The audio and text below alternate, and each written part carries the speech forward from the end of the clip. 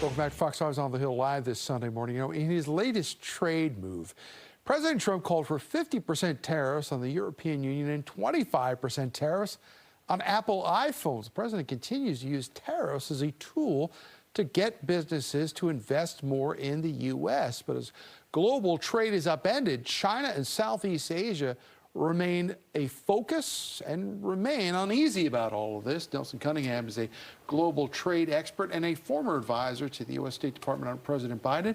It's good to have you back here, Nelson. It's good to see you again. Pleasure to be here. You just returned from Southeast Asia.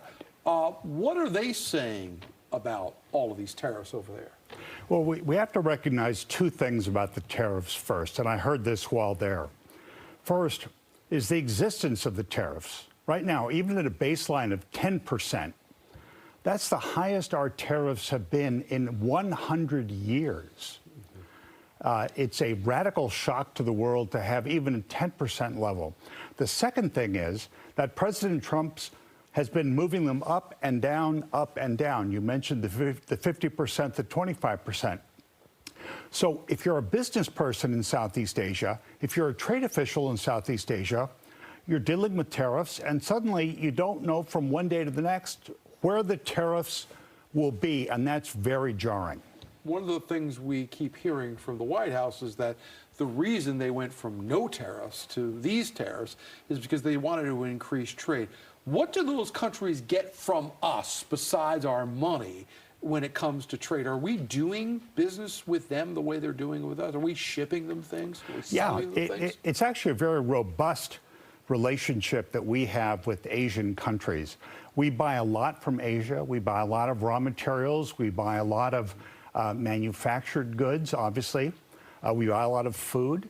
But we also ship them a lot of things, a lot of sophisticated weaponry, sophisticated aircraft, machine tools, and the like. It's a very robust relationship. We have benefited from having them ship us their goods, selling us their goods because they're cheaper. And when you have a commercial relationship with the country, you have interest together. You work together because it's in your benefit. If you don't have any trade relations, you have no need to deal with somebody. From the time he burst onto the public scene in the early 1980s, Donald Trump talked about the art of the deal. He sold a book with that name on it. You know, in real estate circles, he was known for being able to make deals. Are Trump's skills as a real estate negotiator transferable to the world of international? That is such a good question. He's obviously a master negotiator when it comes to the things that he has done with his whole life, real estate, property. What's different about what he's doing now, and his technique is always, let me try to unhinge you. Let me throw over your perceptions. Let me make you uncomfortable. Well, that's fine when it's a bank or it's a real estate developer. If it's a country, if it's an entire industry, if it's the stock market, suddenly when you upset them, you make them feel unsure, that has real-world consequences for industries, for alliances, and for investors.